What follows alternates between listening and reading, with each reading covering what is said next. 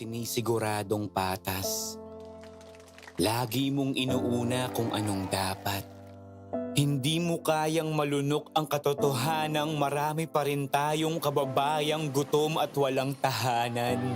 Kaya hindi ka tumigil sa paglaban. Harapin ang kahirapan. Tulungan ang nangangailangan.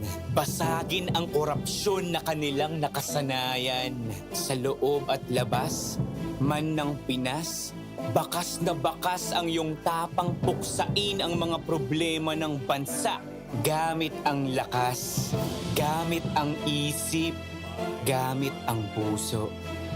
Kung para sa mamamayang Pilipino, si MP, wala yang sinisino.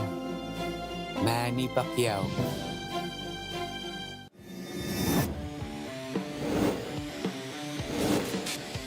Valoria goes left. Valoria flips it up and in! So Orlan Mamar, but Mamar gets the step and the finish.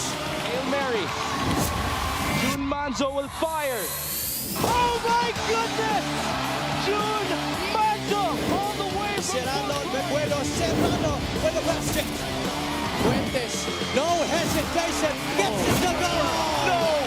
Obisto, yeah! Jason Obisto with the putback!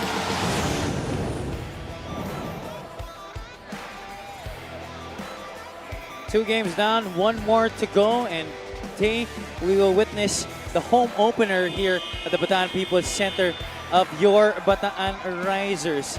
Ives Sazon and the rest of his squad will be looking to go up against Mark Cruz and the rest of the Gensan Warriors.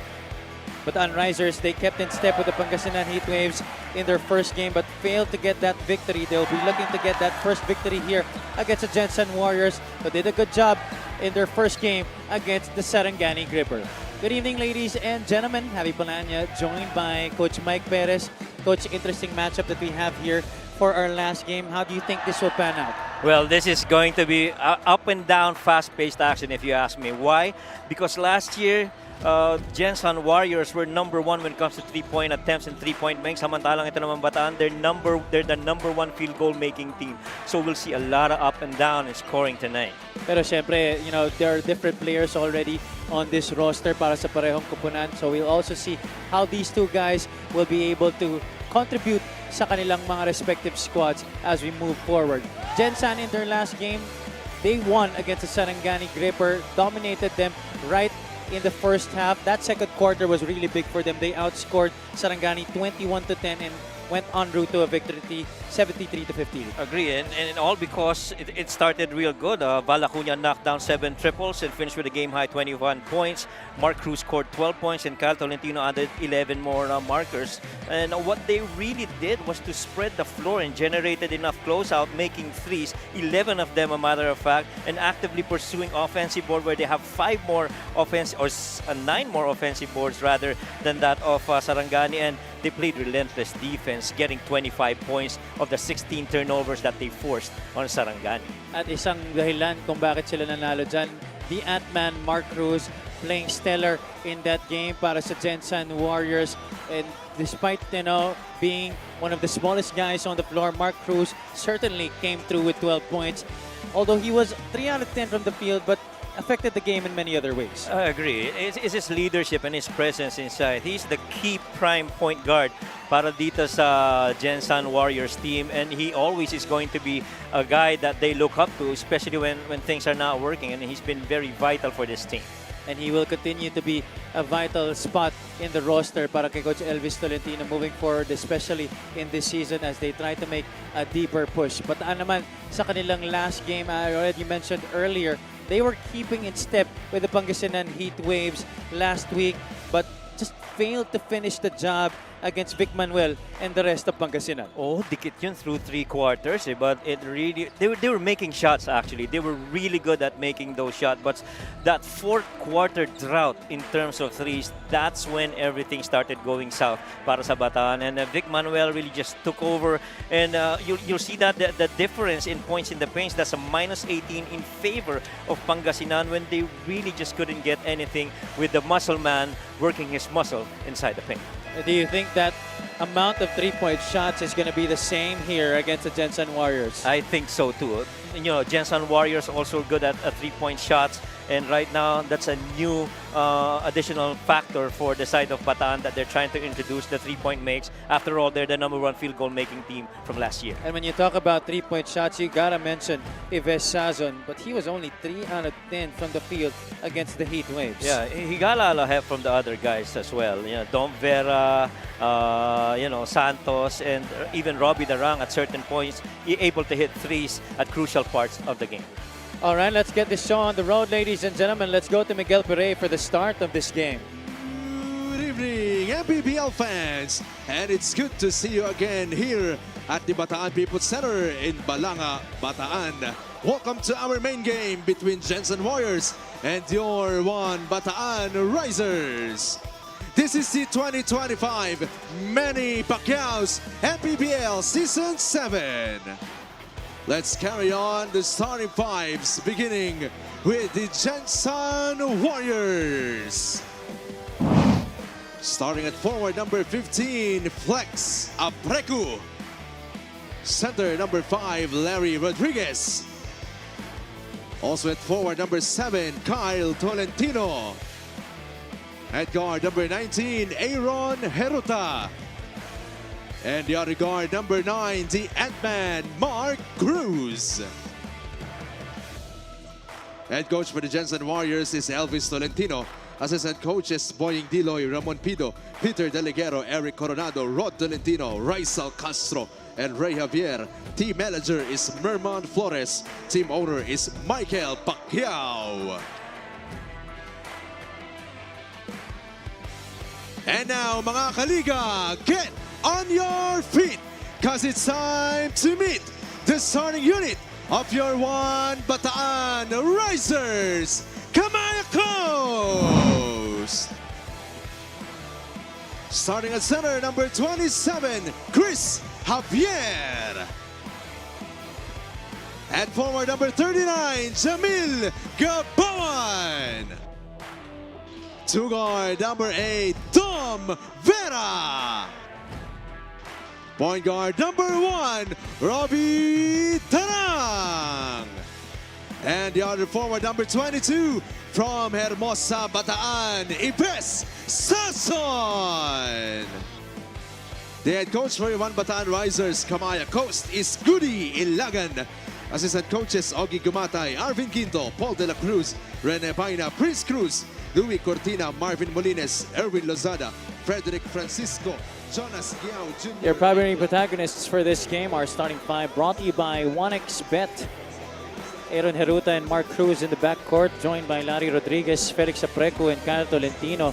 Para sa Gensan Warriors, on the other side, your home squad, the Bataan Risers, will be beginning things with Robbie Darang, Dom Vera, Chris Javier, Jamil Gabawan, and homegrown Ives Sazon.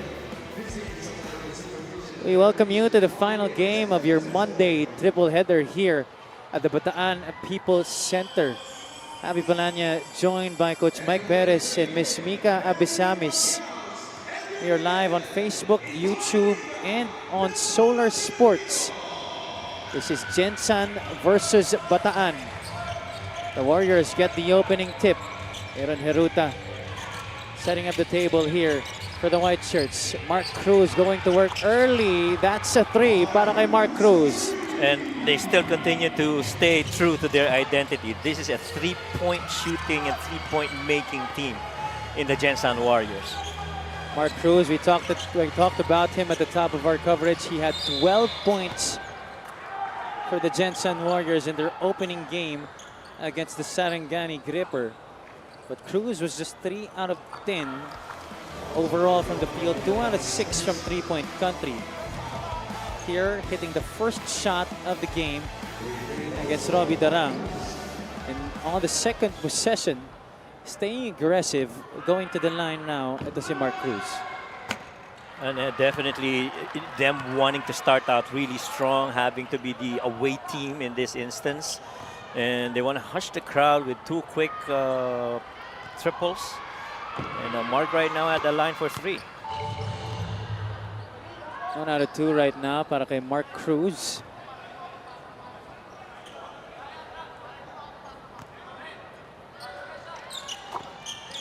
2 out of 3 for the Ant-Man. Roby Darang, former Diliman College Blue Dragon, gets the starting nod tonight. Chris Javier, new addition for Bataan this season. Played for Bicol last year, loses the basketball. Heruta pulls up one-handed. Shot near the elbow is good. And it almost looks like the Gensan Warriors would want that scramble defense to be staying scrambling, and they attack quickly. Bataan yet to get on the board. Javier gets it to Vera. Vera gets hit. That's definitely a foul on Mark Cruz. That's definitely a foul.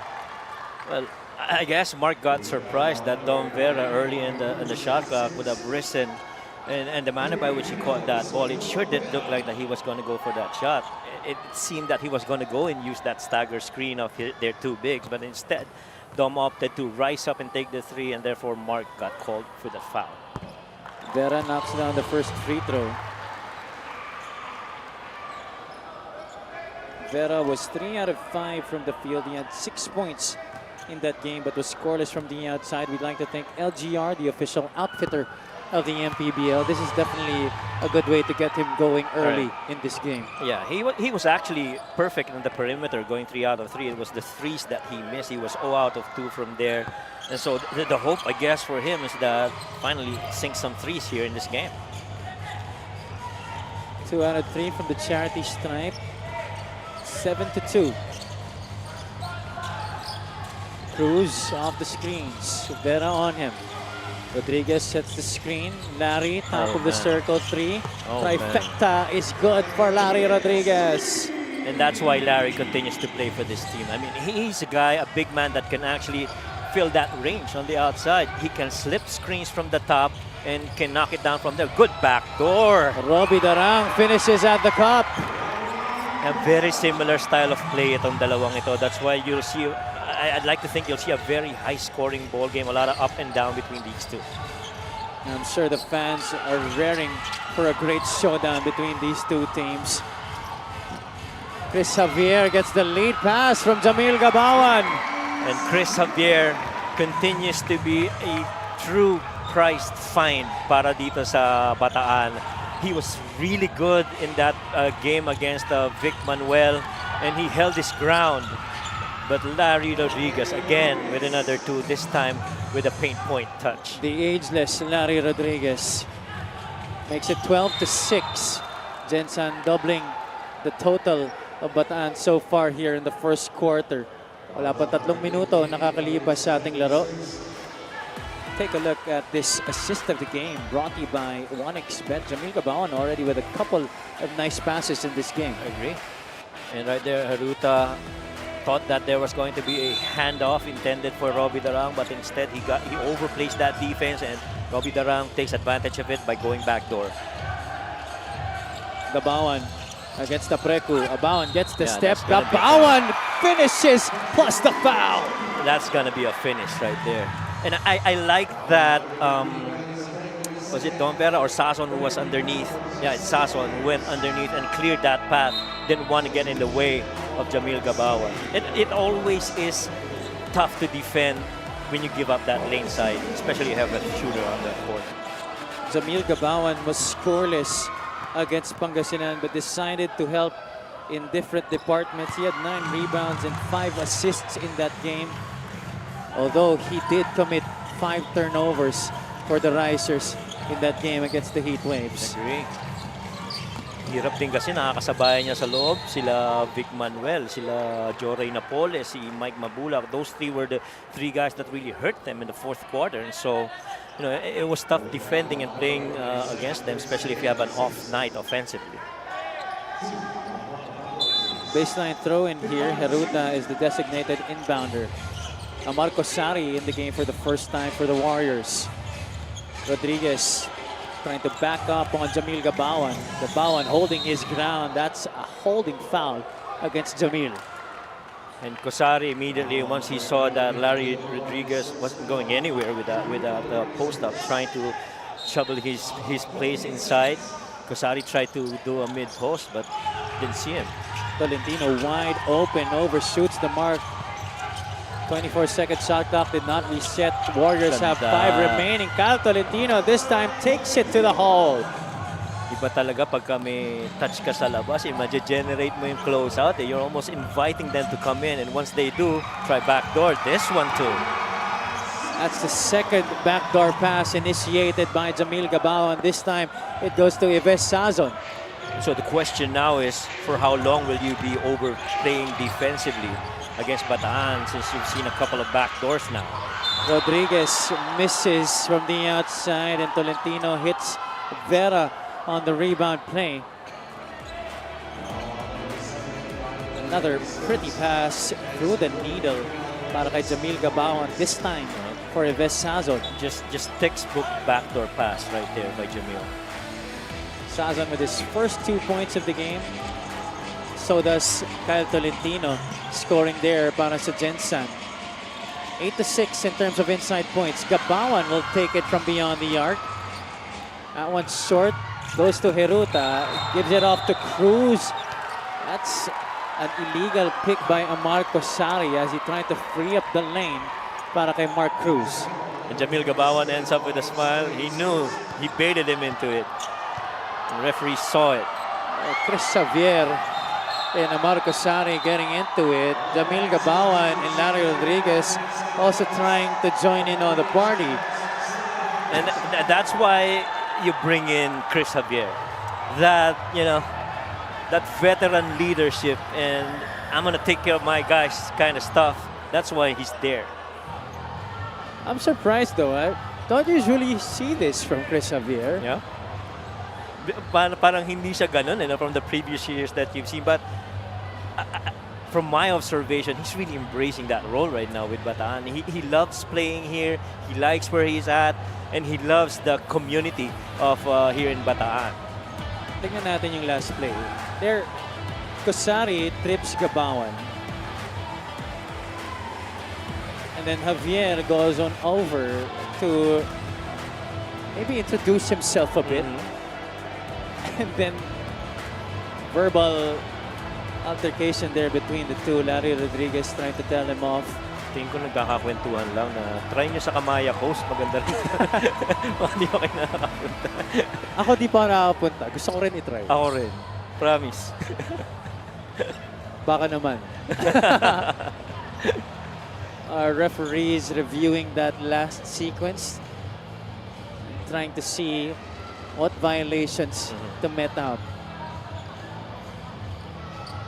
Chris Xavier and Jamil Gabawan huddling up his 5 on the floor together with Coach Ogie Gumatay. There you see Larry Rodriguez, former MPBL champion with San Juan. He spent the past 2 years with Gensan. Coach Elvis Tolentino taking over the reins of this franchise last year. Nagpapadala lang siguro ng mensahe. Coach Goody Ilagan, head coach of the Bataan Risers. And he has very lofty expectations for this squad this year. Right. And, you know, bringing in Coach Ogie Gumatay, it helps the continuity. Between number 27, Amar Kosari, and number 27, Chris Xavier, both for unsportsmanlike behavior. Was it a warning or an unsportsmanlike foul on both? It's unsportsmanlike on both. All right, so it's a double unsportsmanlike foul on both Kosari and Chris Xavier. I love that both players apologize to each other before we resume play here. I agree. I just love that very competitive guys understanding the situation. Quick slip there by Javier. Gabawan receives the pass. Jamil misses everything. At some point, he's got to make that shot. I mean, they're trying to help off of you, and so you have to make them pay. 14-11, tatlo ang lamang ng Warriors. Approaching the halfway point of this first quarter. Rodriguez on top. Cruz receives the handoff. Larry gets it back. They try to go to Kosari. There's another foul. And that's going to be the 4th team foul of Bataan here in the first. Well, Sason right there tried to be the rotationary defender, the recovery guy after they got bit on that show by Larry Rodriguez. But, you know, he touched him. He got called for that foul. Coach Goody Ilagan, Coach Ogie Gumatay will send in Carl Bringas on the next dead ball. Heruta over Robbie Darang. That's an advantage. I mean, alam naman natin to si Heruta, never shies away from any contact, not even on a post-up. And so he's going to be willing to take that situation. Darang goes downhill, trying to finish with the right hand, one short. Kosari with the board. Quickly they go to Aaron. Heruta on the floater gets hit That's on the number shot. 2. That should be number 2 on Chris.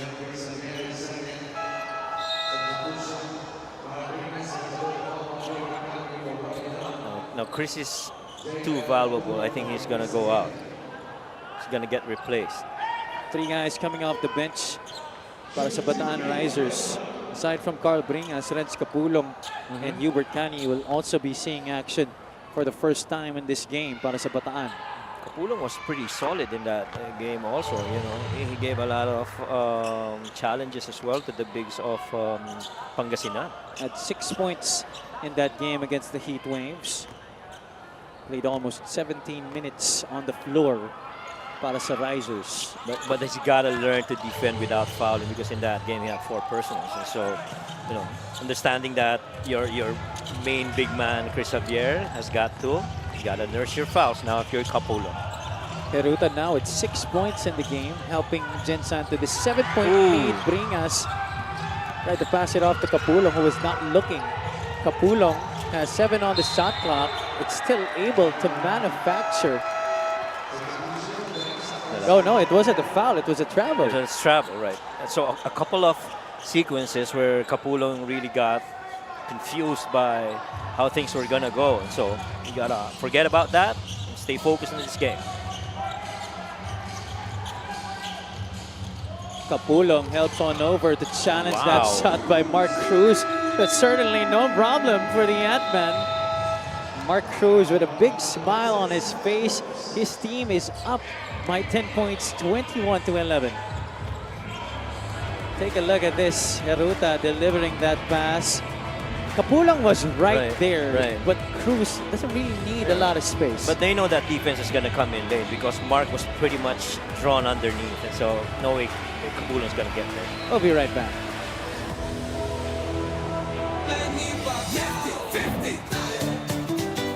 Para sa 100% pag-unlad, para sa 100% pagbabago, para sa 100% paglilingkod, para sa 100% Pinas. 50 tayo, 50 si MB, hati mo si Manny.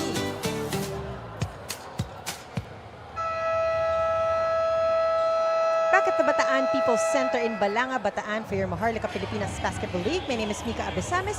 I got to talk to Coach Elvis Tolentino, and with this, we discussed how he appreciates his infusion of his new guys in Heruta and Liu into his lineup.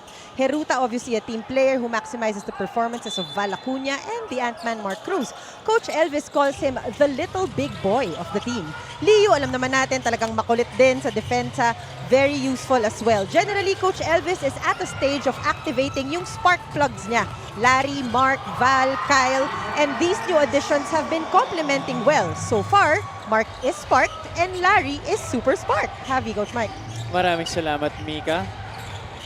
Well, how do you think of this? What do you think of this new lineup para sa Gensan Warriors this season, Coach Mike? Well, I like that they retained certain core players and infusing just like how Quezon did it. But there are fewer players that's been infused here. Mika already mentioned it, Joey Liu, Heruta, and the rest of the guys. And I guess it helps a lot in the quicker adjustment in terms of chemistry, because there's very few new pieces that you put in. Hubert Cani also, another one naman para dito sa Bataan as a new guy. Carl Bringas failing to finish on the break there. Could have chopped down the lead to 4. Now he's on defense against Larry Rodriguez. And Larry Rodriguez takes him to school. Right. And so far, Larry's winning the matchups of the bigs. And going back to what Mika said about Joel Liu, I understand about the defense, pero yung kulit, I leave it up to you to explain. He's always had that ever since. Yeah. Hindi mo naman matatawaran yan. But what you like about it is the way that he's evolved as a player, not Right. just as a defensive threat, but also as a guy who can contribute offensively. Yep. Hard-nosed defender. That's what you get out of Joel Lee. I mean, you got to score on the other end, on your opponent that you want to control, especially kung guard position or wing. He's going to take on it. Renz Capulong is at the line. This free throw brought to you by Extreme Appliances, ang subok at kompletong appliance brand ng Pilipinas. There is si Goody Ilagan, head coach of the Bataan Risers. He appears to be calmer now. Oh yeah. At least for the 2 games that we've seen him. And I guess the confidence is coming from, I finally got the piece that I need for my team. And this is his 2nd season at the helm. Right. So, more or less, medyo alam niya na kung ano yung mga gagawin niya when he's on that side. That's right. May familiarity na eh, no? Bring us of the great baseline inbounds call from Hubert Cani. And they're really testing that defense of Kosari as well underneath. Cross screen from Capulong, freeing up Carl Bringas, and Bringas finishing through the contact. That's why it's important you don't get screened. Because if you do, you're opening up on other guys. You got to make yourself a little bit smaller, try to go into that gap, or maybe go under and meet in the other side. Oh, here's another new guy for Coach Elvis. Well, not a new guy that's playing under him, but a new guy on the squad, Gama Evangelista, checking into the game for the first time. Tonton Bringas is also there, as well as Eloy Tan and Joel Liu. Diyan na rin si Marwin Janiso. Janiso forward to Bringas. Eloy Tan will organize here for the Warriors. Eloy Tan is a perfect fit for this team. He's definitely a 3-point shooter. Janiso back to Liu. Bringas won't go for the shot. This time he does. Looks good. A looper by Tonton Bringas. Gustong-gusto ko yung tira na yan ni Tonton eh. Yung short-range, high-looping shot. It always looks like it's gonna fall in. Under 2 minutes to play here in the first quarter. Hubert Cani against the very pesky Eloy Tan. Capulong is gonna get in trouble if he continues with that kind of activity against Bringas. Capulong fakes out Bringas and able to draw a foul. Buti nga kanina hindi sila tinatawagan doon sa action sa baba. No? Well, some things I guess this season they're letting go. But you have to remember, he had 4 fouls the previous game. And so again, if you're John, you got to be careful because your main man, Chris Javier's already got 2. And you're just in the first quarter. JL Capulong at the line for 2 shots. His team down by 7. Continues to struggle from there. Yeah. He had 4 rebounds and 3 assists last game. Capulong has yet to make a free throw in this game. 0 out of 3 from the charity stripe. That's his first. Yeah. 25-19. Pero lakas rin ng katawan ni Capulong. Hindi mo rin basta magigiba sa loob eh. No? Tight pass inside to Evangelista. Stolen by the Risers. 4-on-2 break. Bringas once again from Hubert Cani. That's great clamp down defense by the Warriors. Was that Eloy Tan who went up and defended against it? I think so, yeah. Yeah, I think so.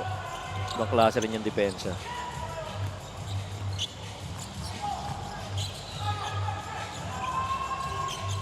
Side Cani fist. is on Eloy Tan. Liu tried to break away from the defense of Jeff Santos. Eloy Tan will take it for himself. That's an air ball. Yeah, everything developed too late in that offensive sequence. They were trying to run a stagger on one end to misdirect post-up action on the mid-post on the ball side. Since none of those opportunities happened, Eloy Tan had to take it. Von Tambeling checking in the game for the first time for Coach Elvis Tolentino.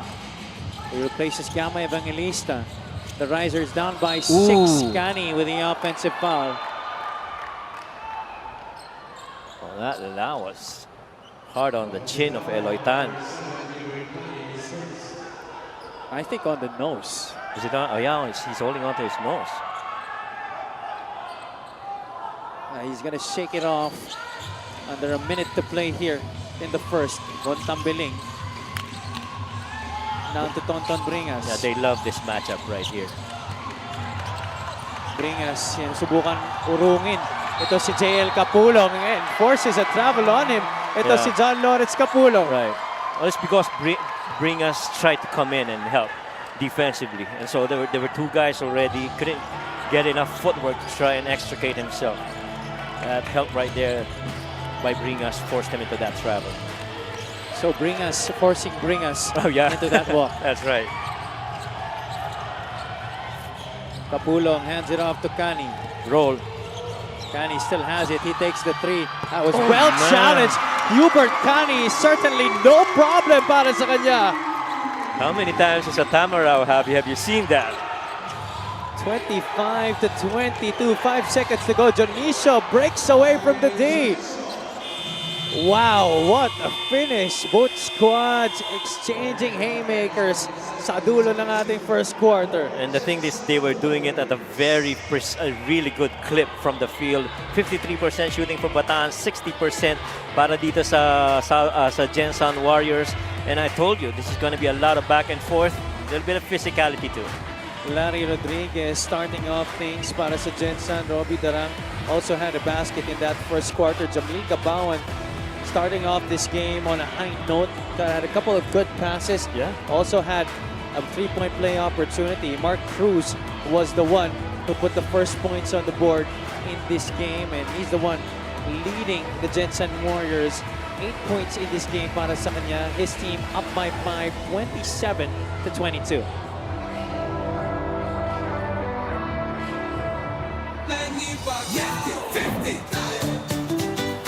Para sa 100%'ong pag-unlad, 15 si Manny. Para sa 100%'ong pagbabago, 15 si Manny. Para sa 100%'ong paglilingkod, 15 si Manny.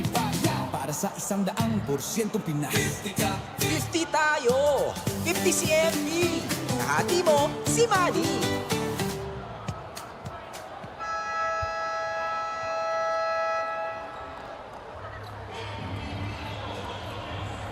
Nagbabalik ang Maharlika Pilipinas Basketball League. You can watch us on our Facebook and YouTube channels as well as on Solar Sports every Monday, Thursdays, and Saturday beginning at 6 o'clock p.m. We're live from the Bataan People's Center in Balanga, Bataan. Venue for your 2023 MPBL All-Star. This is the home opener of the Risers going up against the Gensan Warriors. Good-sized crowd for a Monday night. Huh? Agree. And I guess the hometown fans are really waiting for them to come back and play here. Yeah, it's been a while since we've held games here at the Bataan People's Center. JL Capulong going reverse there. He misses. Mitchell Mines had bad intentions on the putback. Yeah, I feel he's been wanting to do that since that Pangasinan game, because that was a tough game to be playing in the paint area because of the presence of the Pangasinan bigs. Right now, really just trying to get some energy here if you're Mitchell. Capulong will go to the line for 2 shots. Let's go to Ms. Mika Abisamis for a report. The coaches of Bataan were not completely disappointed with their loss to Pangasinan. They believe that they played a good 3.5 quarters. They take solace and pride at the fact that they were a younger team with less experience. Although, some guys could not deny the fact that they were starstruck by the muscle man. One of which is Renz Capulong. Sabi niya, di pa rin maiiwasan eh. Grabe yung footwork tsaka yung post moves. So today, they go against another almost veteran-laden team with more confidence. Have you, Coach Mike? Maraming salamat, Mika. Well, you could certainly see it on their faces right now. They're more locked in.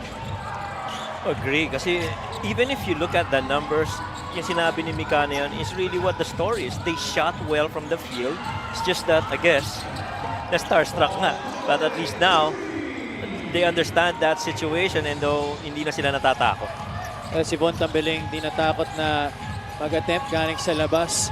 Scores on a 3 there, makes it 30-24. And then immediately Bataan is trying to exploit that matchup underneath with Tambeling. They know Mitchell Minus is so much stronger of a player inside. This three-point shot brought to you by Extreme One-Stop Shop Appliances. Late on the closeout there was Mitchell Minus. Ang gusto ko dun is yung kumpiyansa ni Tambeling na catch and shoot, If you're gonna take the shot from that range, might as well take it confidently. Joel Liu has 2 men in front of him, but it doesn't bother him one bit. Did we talk about defense being Joel Liu? Mind you, open floor basketball, he's quick to run and claim those open spots as well. He's always been one of the more faster players here in the league. Jeff Santos could have hit from the corner. Eloy Tan could not handle the rebound. Alam na niya, frustrated siya kasi missed shots, they always treat like turnover. So you gotta run off turnovers. A little grab and go action. Cani will inbound from the baseline. Rafi Octobre has checked in for the first time.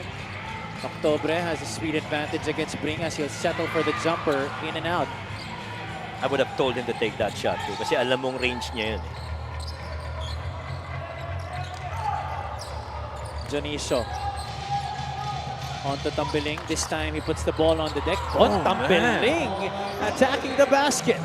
Tambeling sending a message here. You're gonna exploit me on the other end, thinking you're stronger than me on the post. Well, defend against me on the wing. 5 points in the game off the bench para kay Von Tambeling. Hubert Cani is short on the jumper. The pitch out. Man. Jonicio gets the pass. And look who delivered it, Von Tambeling. I'm telling you, those 3 quick sequences, when you involve Tambeling, that man right there, you're getting a good quality guy out of the bench if you're Gensan Warriors. Home run pass coming from Von Tambeling, finding Marwin Jonicio on the break. Look at it again. And this is now a Baker's dozen lead. Jonicio helping the Warriors to this 12-point advantage, 36-24.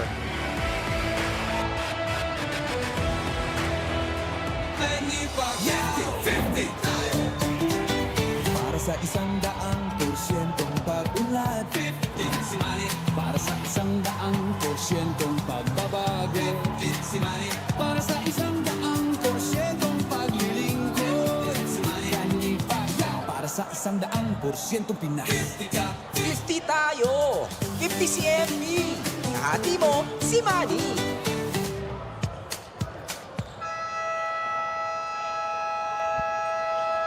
Nagbabalik ang inyong Maharlika Pilipinas Basketball League, ang liga ng bawat Pilipino. We are live from the Bataan People's Center in Balanga, Bataan on this Monday evening for the home opener of your Bataan Risers. They go up against the Gensan Warriors, but currently the Risers down by 12 points. Minus, naiwan ang kanyang bantay. Rin Bing in the game for the first time. He's fouled there by Joel Liu, and Joel Liu vehemently denying that foul call on him. Alam mo, it's a good thing that they set up Rin Bing very early in this game once they inserted him. Because you're going to get a lot, especially out of that range. He was sensational when he played for, was it PUC last year? He was really good, and so you want that same version of Rin to be available here for the Risers. Coach Elvis Tolentino will challenge that last foul call, and Joel Liu will be right back.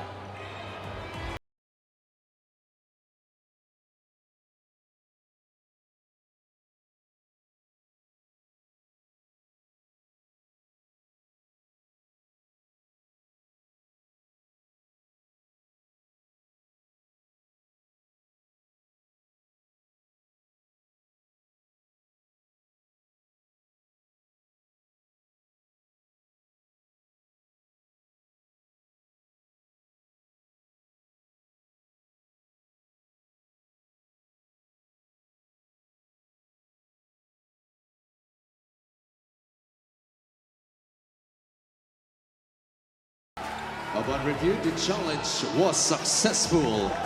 There's no foul, resulting to Successful a jump challenge ball. for Coach Elvis Tolentino with the Gensan Warriors. And I guess rightfully so, because he was trying to avoid getting into the landing spot. See, he went on the right side of Rinville. Didn't go straight at him. So it's going to be Gensan basketball. It's still so much time remaining here in the first half. 7 and 14 to be exact. The Warriors up by 12. Eloy Tan gets it on over to Joan Liu. Liu will go for the three. Oh, wow! Nothing but bottom for Joan Liu. What a shot by Joel Liu. I think he's going to send you a message tomorrow. Making it a 15-point lead. I'm not going to say anything about it. Yambing at the corner. This time he'll go for another three. That one's overshot the mark. So far, seems like Joel Liu's got that number on that matchup with Rinville. Bringas against Alex Ramos. Eloy Tan on the floor. Ramirez puts him up. Tambiling goes for three. That one's short. Well, one thing that Bataan's done real good is to defend against that back pick to a shuffle cut by the bigs. They've never been able to do that. Not really the prettiest looking of shots, but still 3 points down the drain right there para kay Joel Liu. Is that a new thing here? Putting when you make a three? I don't really know. Because I saw that in JC also last game. I don't know. I don't know about that.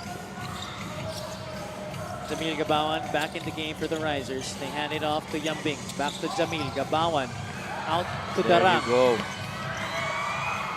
Shots not falling here in the second quarter for Bataan. Cruz into the lane, kicks it out. Liu goes left. Stopped in his tracks by Darang. Tolentino gets fouled.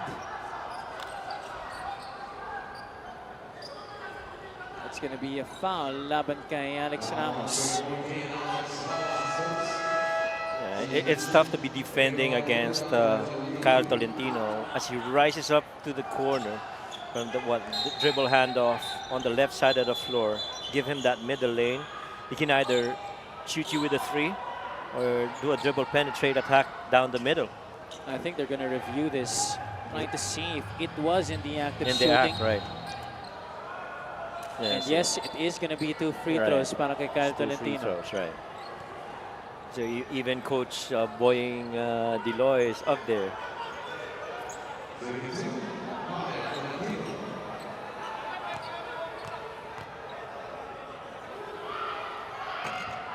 Tolentino missing on the first free throw. This crowd inside the Bataan People's Center, they're not very happy with the things that have been happening here in the second quarter. Right. 1 out of 2 para kay Kyle Tolentino. Ramirez and company trying to get this crowd alive. Ramirez breaks away from the defense. That's his favorite side of the floor. Left side, open post with a left-hand finish. 40-26. Balik na si Heruta, pati si Rodriguez para kay Coach Elvis. Tolentino off the pin down. Tolentino spins middle, gets bumped by Robbie Darang. I love that action. They've never got into the post in that rip screen and that shuffle cut by the big, eventually ending up with the screener rising up for the three. But I love the activity. Tolentino back at the free throw line. Oh, Missing again on the first try. he was actually 3 out of 3 in their game against Sarangani. At 11 points. Mhm. That was 3 out of 10 from the field. We'd like to thank LGR, the official outfitter of the MPBL. Tolentino knocks down the second. 4 points in the game para kay Kyle Tolentino. 2 out of 4 from the free throw line. Darang at the controls here for Bataan. Quick slip by Alex Ramos. Gabawan on the drive. Hang time move. Gabawan gets the bounce. Forward pass to Tolentino. Yambing is man. left behind. Alex Ramos gets ball, but also a little of the wrist of Kyle Tolentino. And Kyle Tolentino now has gotten the green signal to go ahead and attack. Every time you got an advantage, go take it, because he's bigger than the other guards. He's faster than the other bigs. So you gotta exploit that. Coach Elvis Tolentino will take a timeout. It's still 5 minutes and 12 seconds to go here in the first half. His team up by 13 points.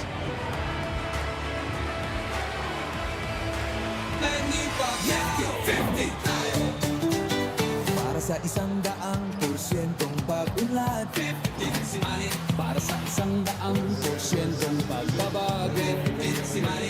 Para sa 100%'ong paglilingkod, si Manny. Para sa 100%'ong Pinas, 50 tayo! 50 si MB! Kahati mo, si Manny!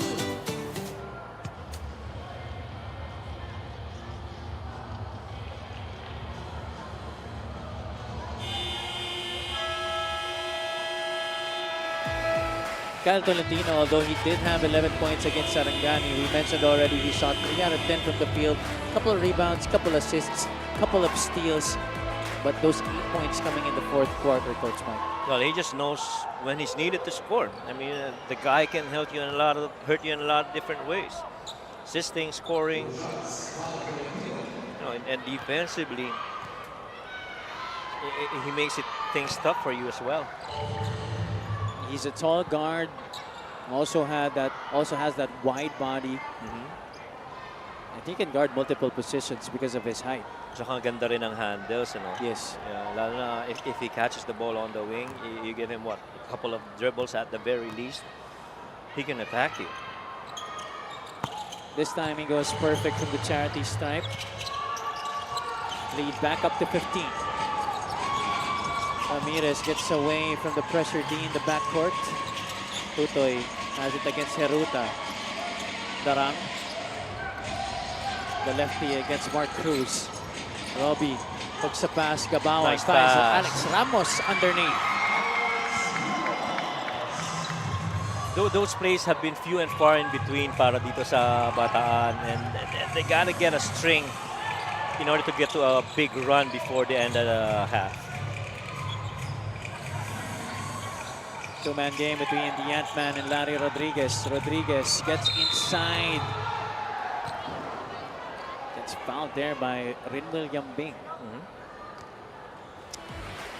Larry Rodriguez got checked a lot of times there. See that pass inside by Robbie Darang, ending up to that dump inside to Alex Cruz. That's our play of the game, brought to you by 1xBet. Hockey assist coming from Robbie Darang, and then Jamil Gabawan delivering another great find. Gabawan has 4 assists in this game. Under 5 minutes remaining, down 13, you got to make a run towards the end of the half, so that a little bit manageable when you get to the second half. Gabawan sees Ramirez ahead of the pack. Tutoy Ramirez! Sorry miss on the break. And they get a foul. Double black eye there for Bataan Risers. Yan lang talaga yung mahirap dito. Oo. Matigas sa Matigas mga ang ring. Oh, matigas ang ring. Right. Kailangan saktong-sakto. Oo. But what a pass by Jamil Gabawan. Could have gotten his 5th assist of the game. Walang awa, no? Yung Wala. ring, matigas talaga. Kailangan sakto talaga. Oo, saktong-sakto talaga. Kyle Tolentino has made a living from the free throw line here in the second quarter. He's missed another one. Considering that this is a tough goal to get the ball in, medyo mataas tong percentage ng shooting ng dalawang teams. Bataan shooting 47%. Gensan shooting 68%. Yep. Ives Sazon falling away against Aaron Heruta. 6 points in the game. Ives Sazon actually playing against his former coach in Elvis Tolentino in Right. this game. Oh, they didn't see Kyle, and Coach Elvis was a little bit disappointed because Sazon didn't see him. Kosari got clipped there by Jamil Gabawan, and that's going to be number 3 on Jamil. That's more problems for the bigs of Bataan. You got Chris got to see this post up right here. A Kobe-like movement from Sazon. Beautiful play right there coming from the ex-Marikina gunner.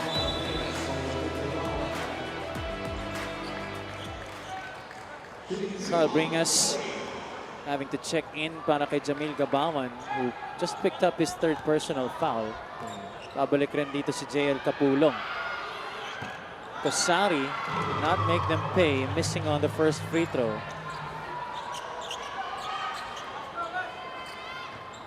One more. Mahirap nga talaga mag-shoot dito. Bataan slowly chipping away at this lead because of these missed free throws. Gensan has had a number of them, 8 out of 18 now. Ramirez couldn't get it to Capulong. Ping Masaglang steals the basketball. Oh, yeah, we totally forgot about Masaglang. He's one good guy too. Especially on the defensive end, and he has been a staple for this franchise. Good to see him back with his team. Yes, I agree. Heruta needs a teammate. Heruta gets it to Masaglang. Block. Shot clock did not reset. Kosari is not aware of it. At mapuputukan ng shot clock violation ang Gensan Warriors. Unfortunate for Bataan, they would have had to run the other way. But thankfully, naputukan ng 24. 3 minutes remaining here in the first half. Bataan down by just 11 points. Yeah, unti-unti lang, siya lang. Chip away, they're down only 11. Make this a single-digit deficit at the half. Capulong wants it against Kosari. Kosari wants some help from Apreco. He gets it. Capulong forces it up. Bringas is fouled. The hoop and the harm for Carl Bringas. Talk about power recovery right there. Ganda ng pagkakadapot sa kabila.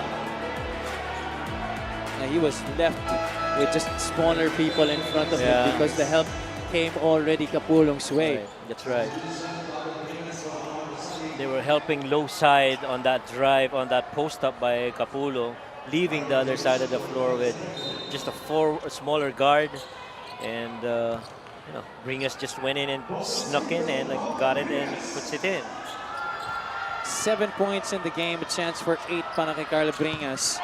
He completes the 3-point play. Score is 43-35 now. From a high of 16, this is down to just 8. Ang alahati na dito ang Bataan.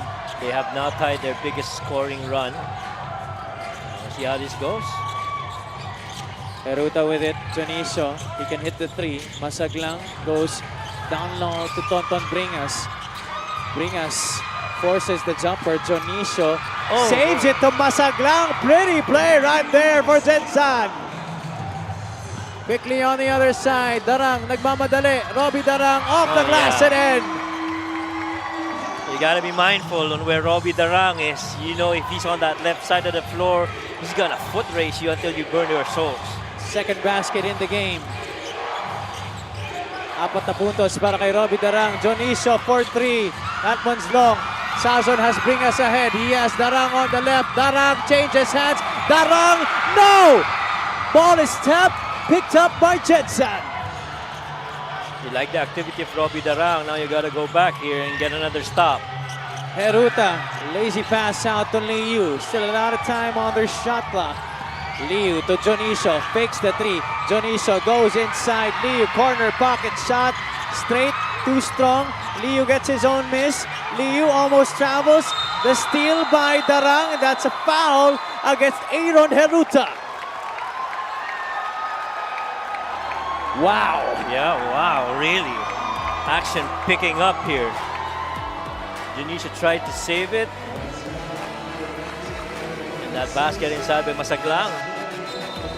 But then on the ensuing possession, Robbie Darang wasting no time, getting to the rack, pulling up just below, and kissing it off the glass. And there are very few players who can go full speed and go on a full stop With a With a basketball. basketball.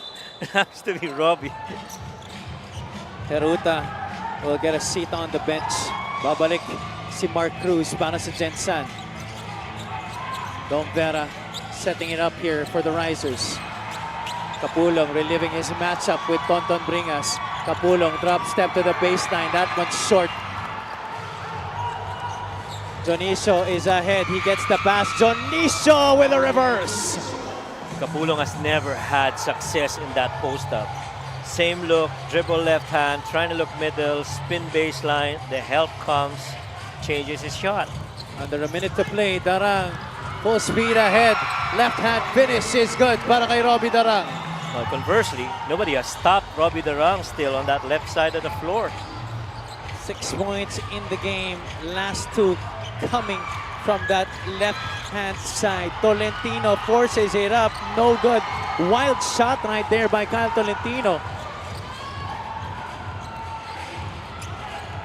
About a 2-3 second differential between the shot clock and game clock. Sazon goes quick. Sazon will miss. Oh, man, that was quick. Still giving Gensan a chance to set up the final say of the half. 6 seconds left. Cruz taking on Darang. Kicks it out. Bringas, he can hit that. Oh, Bringas knocks wow. it down. Didn't we just talk about that earlier? That medium range, high floating shot from the perimeter. That's textbook Bringas. Both Bringas brothers have had that shot since they were in high school. Oh, man. Tonton Bringas, you leave him open from that area, he's gonna hit that often. Big shot to end the quarter.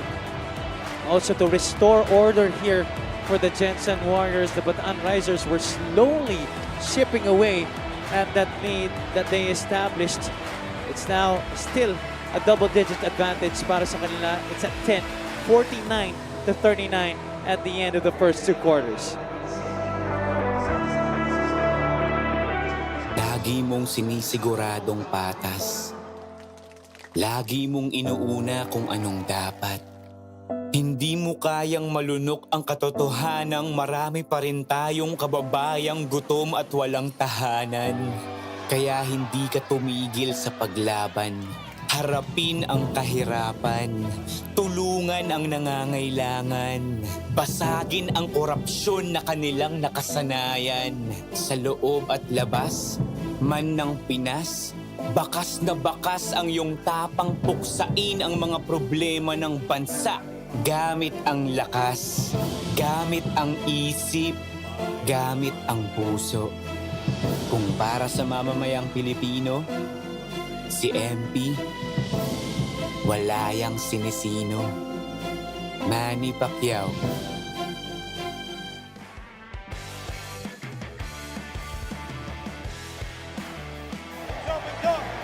Back at the Bataan People's Center for your Maharlika Pilipinas Basketball League. My name is Mika Abisamis, and right now I am joined by two very special guests. Of course, Sir Merman Flores of the Gensan Warriors and Sir Gary Palmero of the Bataan Risers. Magandang gabi, mga Ginoo. Sir, nakita naman natin, so far so good, especially the infusion of Heruta and Liu into the lineup. Pero nakikita rin natin medyo nagkakaproblema sa free throws, kaya nakakahabol itong Bataan. Po sila, yung mga guards namin talagang maganda yung chemistry nila even sa practice. So they're always practicing on chemistry this season, and hopefully we get that. And regarding sa free throw, ewan ko parang ang tigas ng ring eh. So yeah, kaya puro miss, ewan ko, I don't know what's going on. Sir Merman, meron ka ba mga gustong batiin at pasalamatan? Yes, we would like to thank our sponsors, Armor On, Jinky Skin, Mount Sabrina, and Sanman Boxing. And sa lahat po ng nanonood dyan sa Gensan ngayon, magandang gabi po. At dito sa Bataan, grabe ang ganda ng gym nyo po dito. Thank you for hosting. And sa MPBL Party List, hello po kila Kenneth Durendes, Ron Monsayak. And syempre, thank you kay Senator Manny Pacquiao po. Good evening sa inyo lahat. Maraming salamat once again, the team manager of the Gensan Warriors, Sir Merman Flores. Sir Gary, napakasaya po dito sa loob ng arena ngayong gabi. Pero sir, dalawang veteran teams na ang nakakalaban nyo sa umpisa pa lang ng season na to. Pero so far, ang ganda ng laro ni Darang, lalo na dun sa first half at konti-konting nakakahabol na kayo dito sa Gensan Warriors. Oo nga, pareho mabigat yung nakalaban namin. Hopefully, kasi yung mga players namin, mga 2 years, 3 years na yung mga nasa amin. Hopefully, dumating yung time na mag-gel sila, mag-click, para tuloy-tuloy maging fluid sila. Maraming salamat, Sir Gary. Meron po ba kayong mga gustong batiin at pasalamatan at lalong-lalo na lahat ng fans dito sa loob ng Coliseum ngayong gabi? Maraming salamat sa lahat ng Bataeños sa sumusuporta. Kita naman natin kung gaano sila kasaya. Mga LGU officials namin, salamat sa sponsors, Las Casas, Kamaya Coast, Kamaya Golf, Kamaya Airport. Nandito yung mga tiga Kamaya. Welcome sa inyo lahat. Mga tiga Empire, Pac Sport. Maraming sumusuporta sa atin. Maraming salamat po once again, the team manager of the Bataan Risers, Sir Gary Palmero. Ngayon naman, syempre, nagsiselebrate tayo ng Women's Month. Kaya gusto natin bigyan ng halaga ang ating mga kababaihang kaliga. Kaya usually, sa halftime, meron tayong shootout. Ngayong araw na to, sila naman ang mag-shootout. At syempre, bibigyan sila ng napakagandang premyo, free stay sa Kamaya Coast. Lahat yan sa pagbabalik ng Maharlika Pilipinas Basketball League.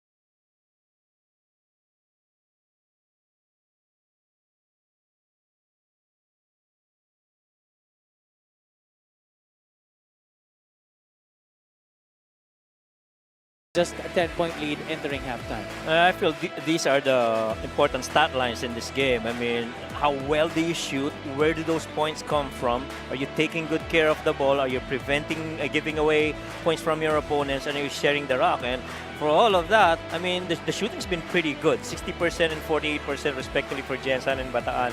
But the difference, you see that it's a plus 12 points already from 3 para dito sa Gensan. And the turnovers, the points of turnovers, they got 10 out of the 7 that they forced on Bataan. And Gensan really sharing the ball more than that of Bataan. 18 assists compared to just 9 for the Risers. You could see the chemistry of the Gensan Warriors really showing here in this game during the first half. Mark Cruz leads the way in scoring para sa kanilang kupunan. He has 8 points. Rodriguez not far behind with 7. Heruta and Tolentino with 6 apiece. Mark Cruz, he really started off this game on a mission para dito sa Gensan Warriors. Carl Bringas on the other side leading the way for the Risers. 8 points. Sazon and Darang with 6 apiece. Gabawan with 5. Yeah, and definitely the way that Mark Cruz started this, he did not give any room for this hometown crowd to start celebrating on a made basket on the first opportunity para dito sa Bataan. But now if you're Bataan, there was an opportunity for you to chip down on the lead. Approaching the half, you made a big scoring run of 7 points. But you have to be able to sustain that. And yung 18 points, medyo mataas yun. Halos one full game na yun in some of the games, di ba, for one team. In particular, Coach, if you were Coach Goody Ilagan and Coach Ogie Gumatay, what would you make your players do here in the first 2 minutes of this third quarter? Well, first thing, you got to continue defending. You check on all of the cutters and make sure you get into the passing lane so that you deflect those passes. You take them out of their rhythm even if they catch it, because those shots just like this one have been within the flow. And so if I pass it to you on the wing, it's automatically a rhythm shot that they're getting. Mark Cruz starting off the third quarter just like he did the start of this game with a 3-point shot near the corner. Makes it a 13-point lead. There's a foul. JL Capulong starting alongside Eves Sazon, Carl Bringas, Robbie Darang, and Dom Vera. This 3-point shot of the game brought to you by Extreme One-Stop Shop Appliances. Mark Cruz drilling his 11th point of the game. Tsaka laking bagay nung I think the complexion of the game changed a little bit when Chris Javier went out. I mean, that's when everything started. It was pretty close up to that point. So it makes you wonder at what time in this half will Chris Javier be back. The second free throw was a miss para kay Capulong, and it was tapped out of bounds in favor of the Warriors. Heruta starting alongside Janicio Tolentino, Rodriguez, and the Ant-Man Mark Cruz. For the start of things here in the third period, Heruta extricates himself from the defense and gets the basket and one. And again, it really goes back to not getting screened. I mean, Robbie Darang, for the most part, has been on the grill of Heruta. But at a certain point, when he got caught in that screen, he was late to recover, and Heruta was already on attack mode. Heruta finishing through the contact. He has played a quality game tonight para kay Coach Elvis Tolentino. Lane violation against Gensan. It will be Bataan basketball. Heruta so far with 8 points and 6 assists sa laro na to. Tsaka feeling ko sa Bataan, kailangan may one or a couple of players that should start scoring in streaks, because you don't know where those points are going to come from right now. And hopefully from this guy right here. Dom Vera, who was scoreless from downtown in that game against Pangasinan, finally connecting on his first 3-point shot of the season here at the Bataan People's Center. And hopefully that does good for his confidence. I mean, we all know that Dom Vera's got that range, and the manner by which he took that shot, medyo maganda ang dating. Gensan throws it away. Rodriguez could not handle the pass coming from Aaron Heruta. Coach Elvis Tolentino and his sidekick right behind him, Coach Boying Diloy. Second season at the helm. Right. Those two, I guess, were teammates back in the days in Benil. Correct, yes. Where they won the very first championship in the NCAA for Benil. That was year 2000, if I recall correctly. And there's a foul away from the ball. Laban dito kay Kyle Tolentino. As he was trying to deny itong si Ives Sazon. Coach Elvis trying to argue something from that Gensan sideline. Throw in here for Robbie Darang. He triggers into JL Capullo. Darang receives a screen. Darang out to Vera. Same spot, different result. But offensive rebound once again for Bataan. Vera leaves it. Was that pass supposed to be for Bringas? Yeah, that was supposed to be for Bringas. But if you're a Bataan Riser hopeful, you like that Dom's very active right now. You saw he missed that shot, immediately relocated to an open spot where he can attack some more. Senator Manny Pacquiao, our president and founder, in the venue here at the Bataan People's Center. Heruta leaves it for Cruz. Rodriguez left wide open. Oh, Off man. the back and in. Oh, man. High off the glass. 10 points now in the game para kay Larry Rodriguez. Bataan turns it over. Heruta bounce pass quickly to Mark Cruz. Jonicio on the follow. No. Ball is up in the air. Cruz has it.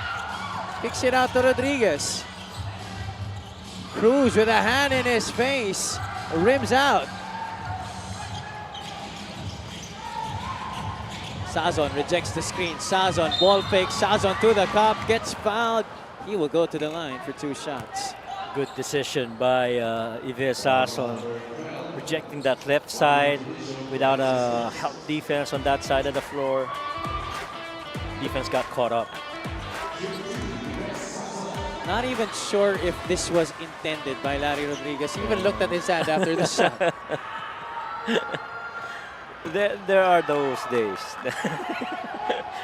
Parang ano eh, parang big ocean yung ano eh.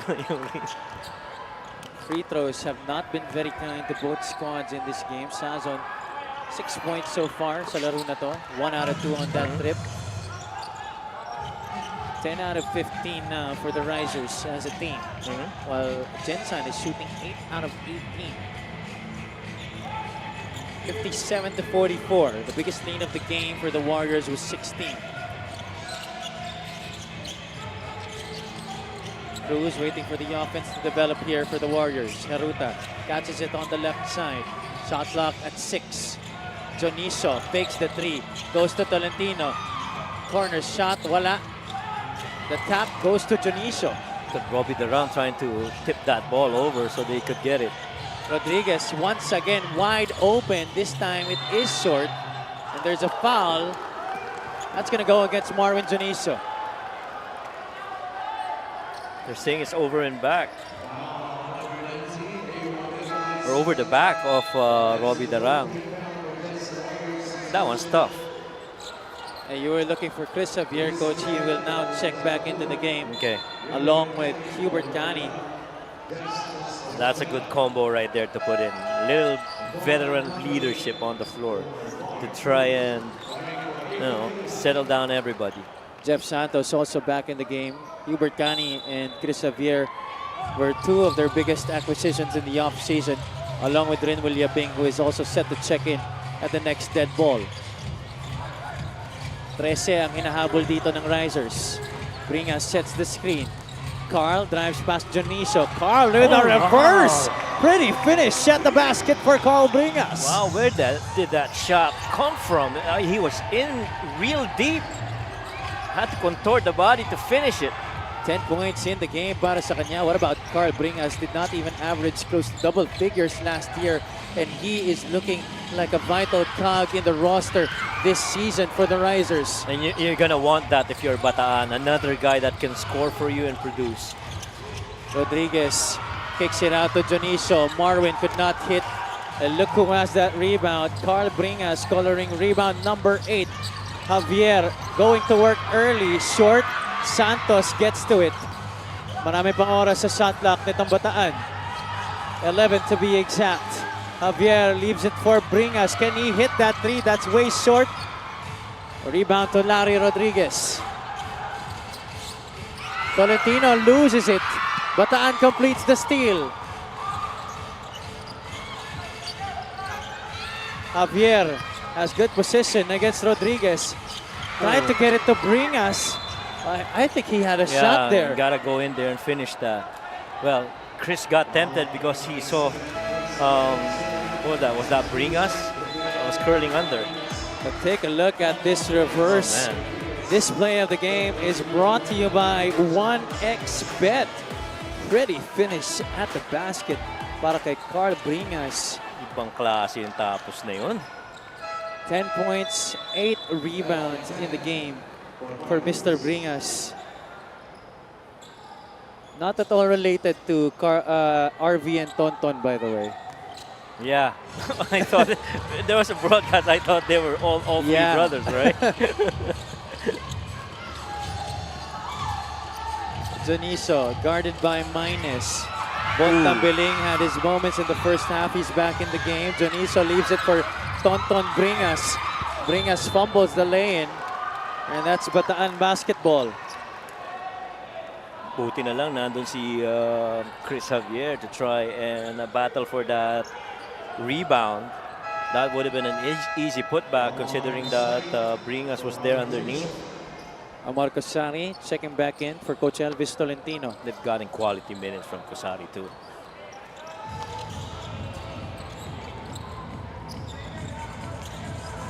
Santos bringing it down against Joel Liu. That's a tough cover.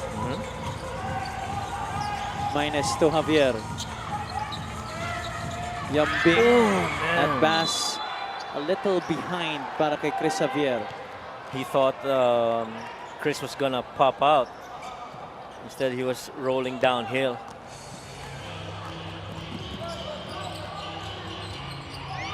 Eloy Tan calls out the play. Cosari sets the screen. Bringas missing on that shot. Santos, his team down by 11. Minus. Nice fakes fake. out Bringas. Goes to the glass. That one's short. Boy, those were very makeable finishes for Mitchell Minus from last year. Still couldn't catch a good rhythm here. Yambing tried to gamble on the steal there. Was called for the foul instead. 3 minutes and 38 remaining here in the third quarter. Gensan is already in the penalty. Right. You got to take advantage of that. Instead, Bataan keeps on fouling. Trying to catch up with Gensan. Right. I was going to say the same thing.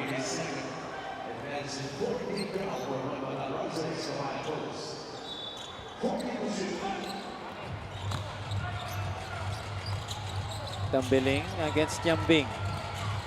Tambiling manages to get away, drops it off to Cosari, and Cosari finishes the deuce.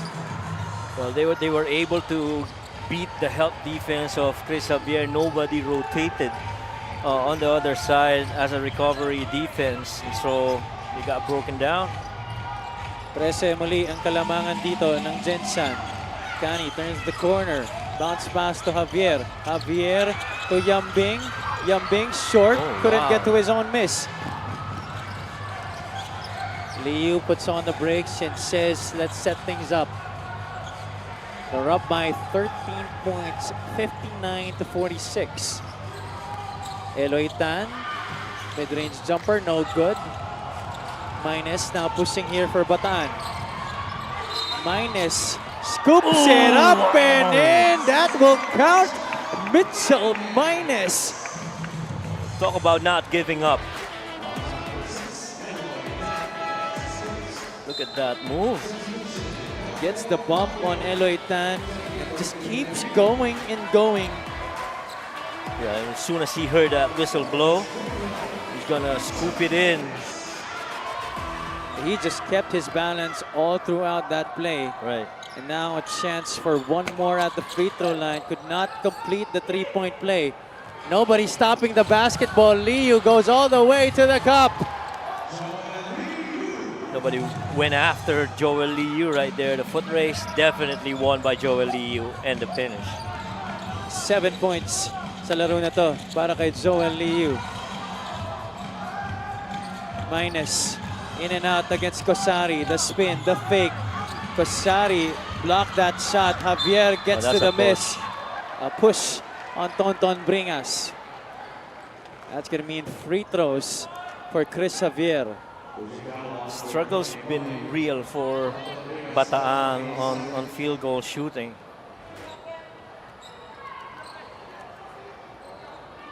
And so has the free throws coach. Right. We'd like to thank LGR, the official outfitter of the MPBL. Chris Javier missing on the first free throw. Bataan now 10 out of 18.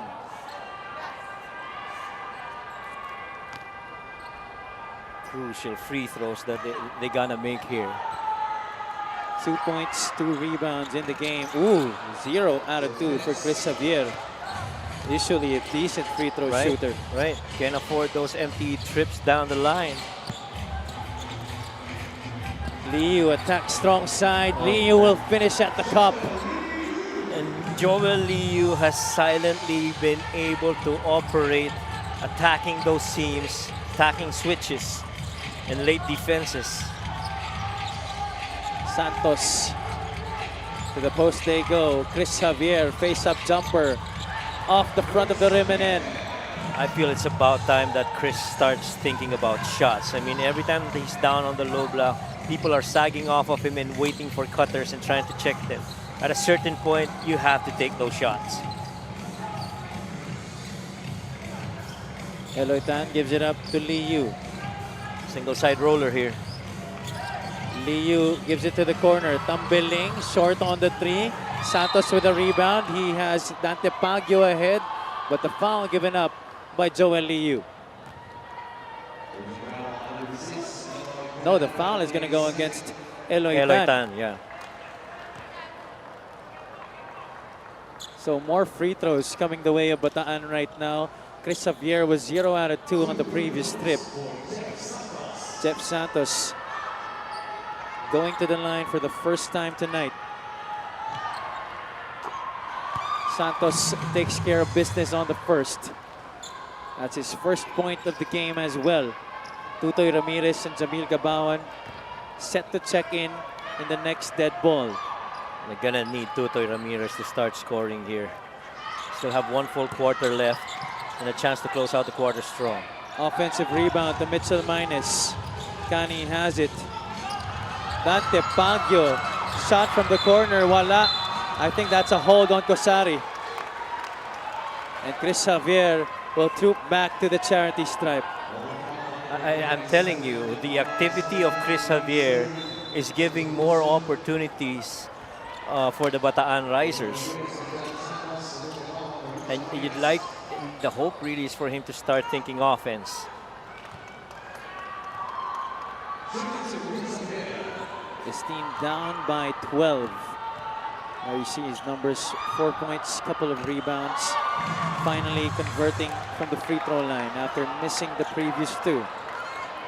63 to 52. The crowd here is egging him on.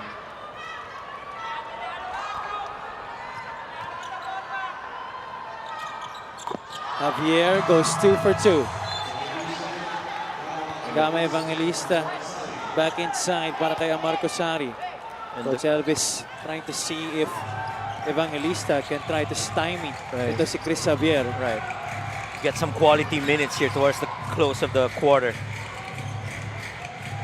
Under 39 seconds to play here. A steal by Kani. Hubert Kani will go for 2 points. 63 to 55. Oh, another steal. The crowd inside the Bataan People's Center is alive. Ball is loose. Ramirez has it. Ooh, travel. Laban kay Tutoy Ramirez. That was tough. Blown opportunity for Bataan Risers. They got numbers. And Coach Ogie was saying it was just really just left and right. Didn't move the feet, but referee sees otherwise. Big pocket. Hubert Cani gets it against Eloy Tan and scores on the other side, finishing the play. Defense to offense for Bataan's newest acquisition. There's certain games you're gonna turn to your leaders and your veteran guys. This time, Chris Javier and Hubert Cani has provided that towards the end of the third quarter here.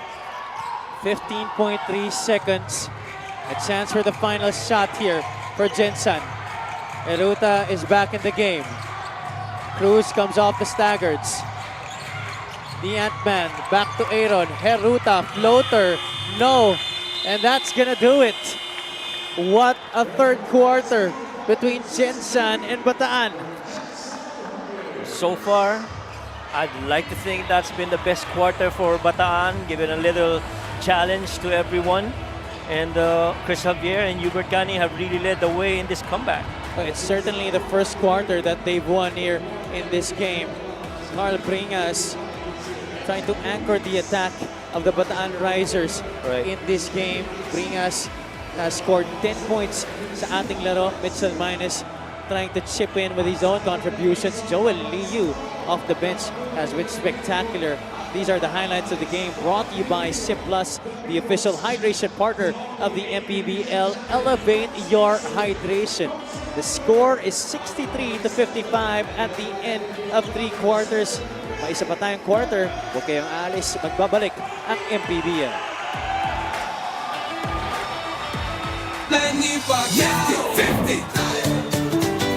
Para sa 100%'ong pag-unlad, 15 si Manny. Para sa 100%'ong pagbabago, 15 si Manny. Para sa 100%'ong paglilingkod, 15 si Manny. Para sa 100%'ong Pinas, 50 tayo! 50 si MP! Kahati mo, si Manny!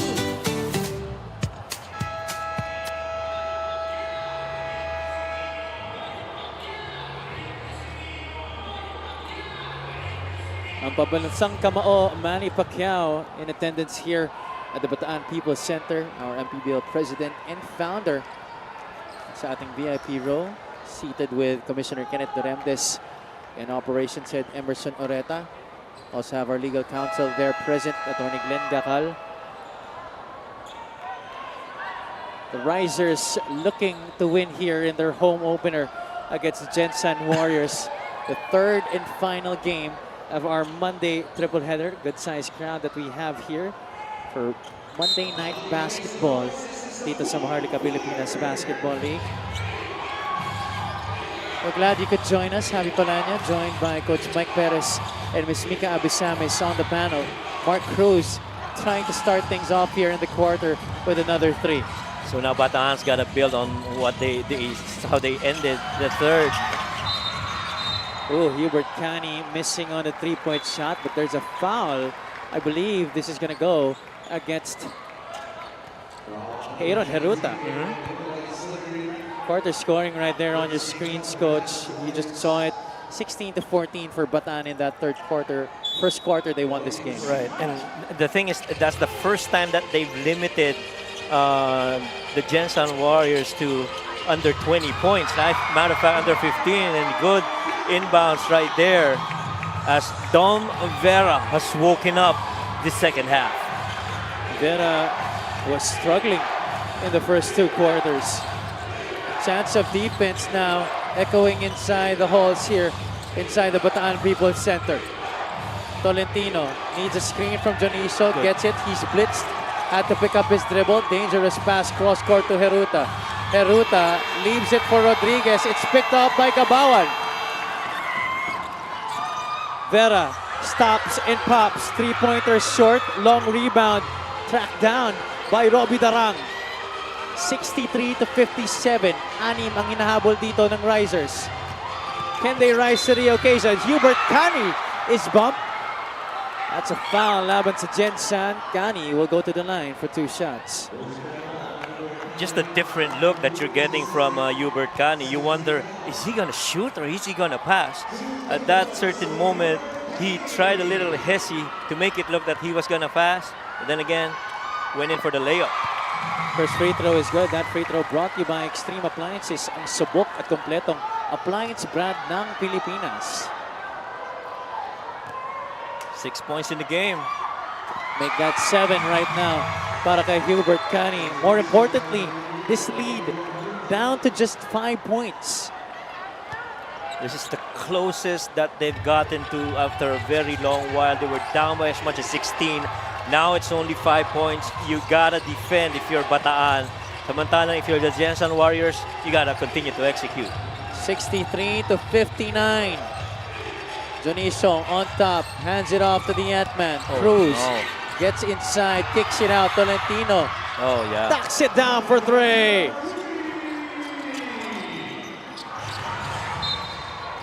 They tried to go to Jamil Gabawan quickly. That defense started breaking down once you gave Mark Cruz that lane. Help came in, the recovery part of the defense comes in late. Kyle had all day to knock it down.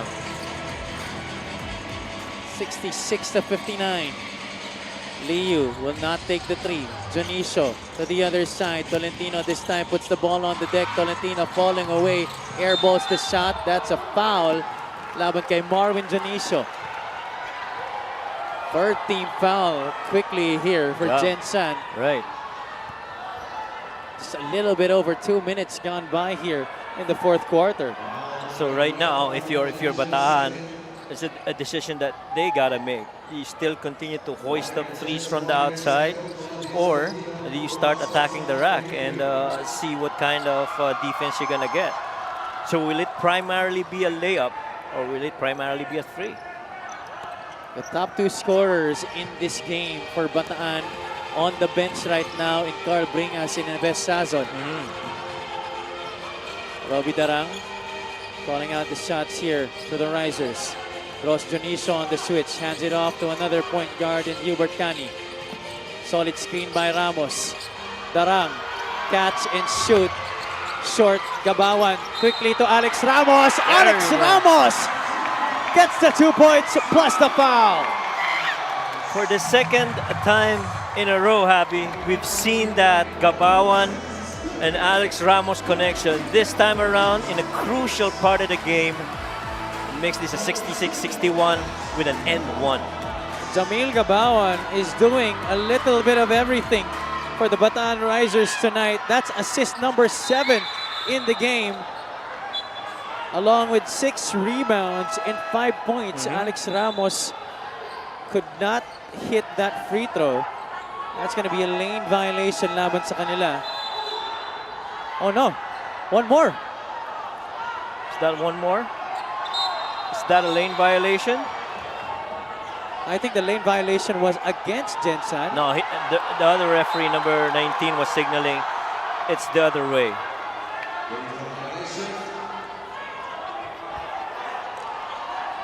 But Coach Goody Ilagan trying to argue their case.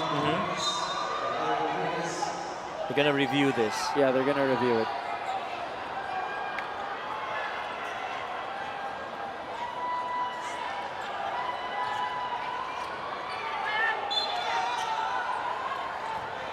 They will not review it. Okay. So we play on.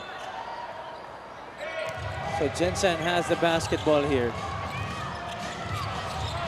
Warriors up by 5. Peruta goes to Liu. Peruta calls out for a screen. Leaves it for Tolentino. Quick trigger. Kyle Tolentino could not hit. Ramos and Bringas battling for the rebound. And there's a foul called on the loose ball. Looks like it's going to go against Alex Ramos. Pang-apat na yan. Yeah. Pero kung ikaw ang Risers ngayon, natutuwa ka sa sa effort na pinapakita ng mga players nila sa loob ng floor. They're battling out on rebounds. They're closing out on the initial attack. Liu goes to Jonicio. Jonicio sees Bringas open. And to make matters worse, Gabawan commits the foul. That's number 4 on him. Bringas gets the 2 points. And he stayed long enough outside.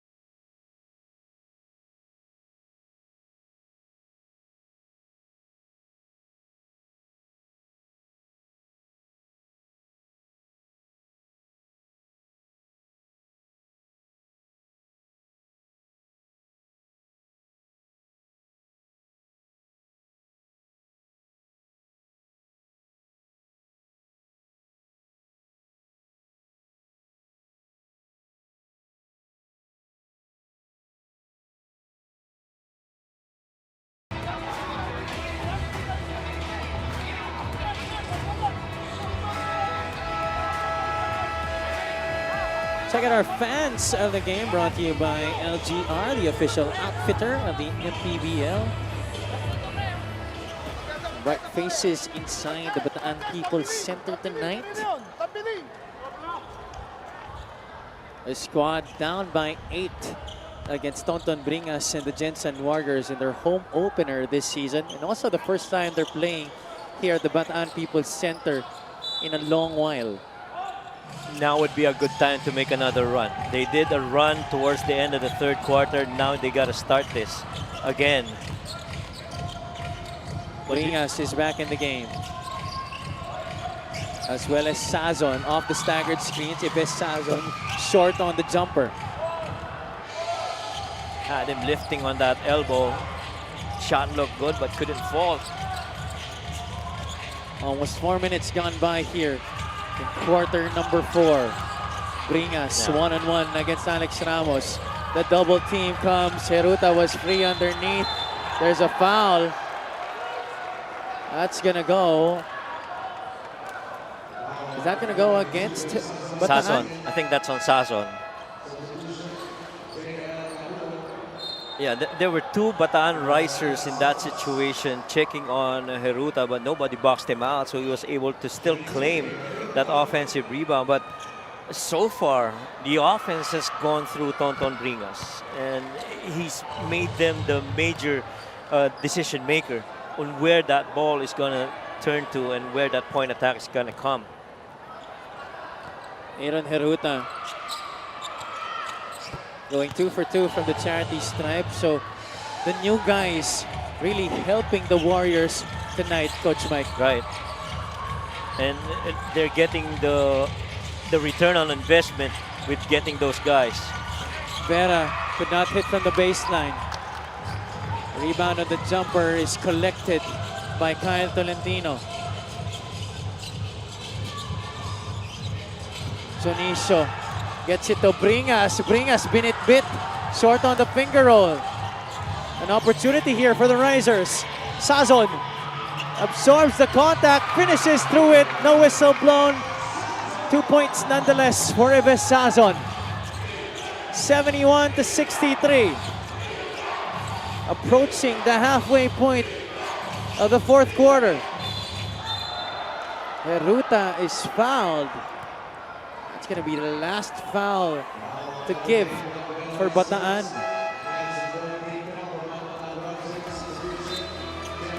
Take a look at this one.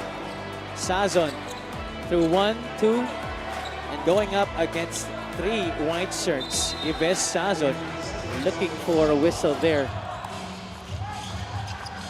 9 points in the game for the former Marikina gunner. Playing against his former coach tonight in Elvis Tolentino. Jonicio swings it. Liu, they go to the corner. Tolentino, couple of dribbles, pull up, nope.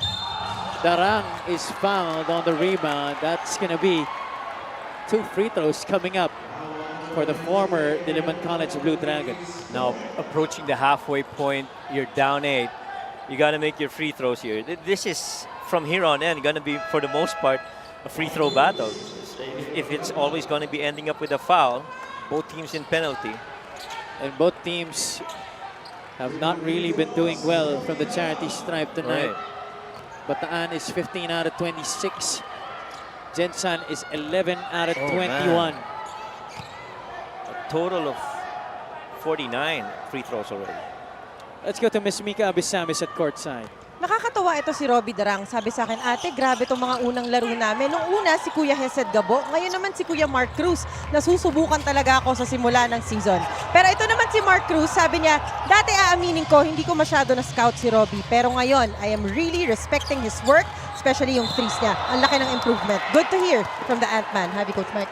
Maraming salamat, Mika. You always love when the veterans acknowledge the game of these young players coming in. That is right.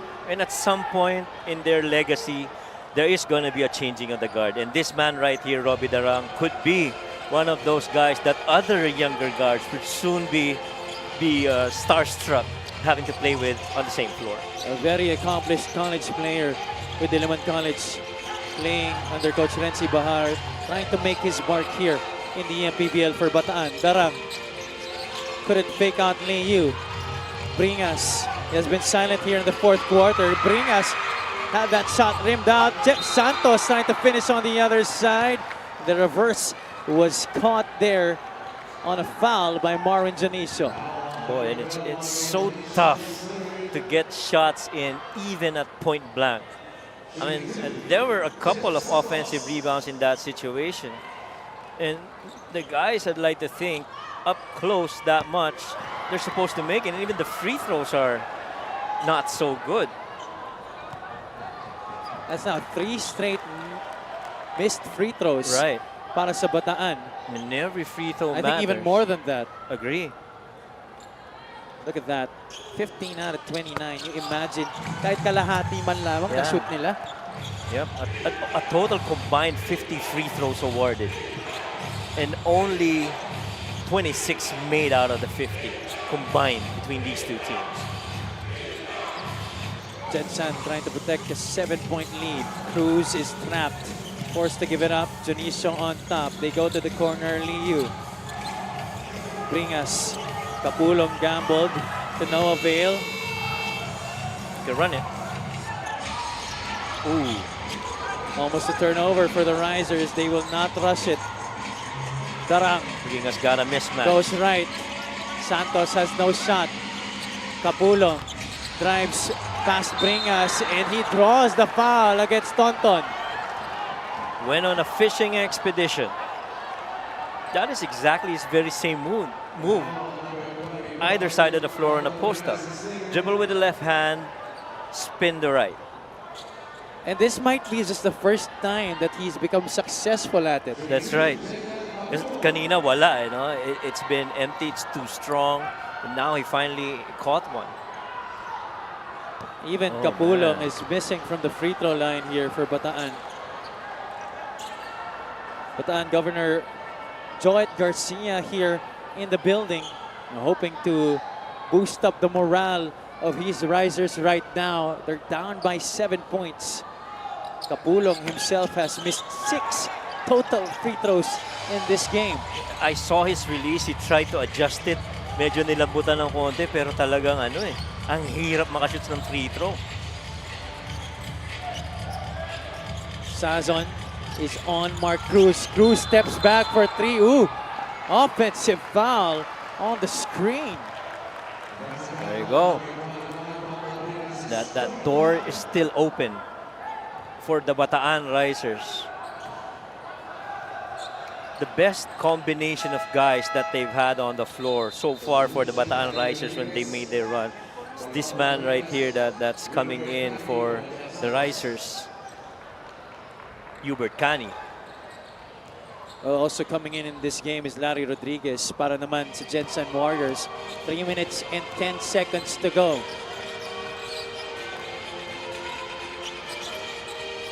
Tarang working the 2-man game with Carl Bringas. Capulong trying to drive on Lario Rodriguez, and this time he gets the 2 points. And Robbie Darang was telling Capulong, you've got a high-low. That's what they were trying to set up. But Capulong didn't see that. And so he went in. Thankfully for Bataan Risers, he'll slay up. Found the bottom of the net. Redeeming himself from those 2 missed free throws. In that missed pass, he drives on Lario Rodriguez and finishes past Marwin Junicio. JL Capulong helping his team get to within 5 points, 71-66.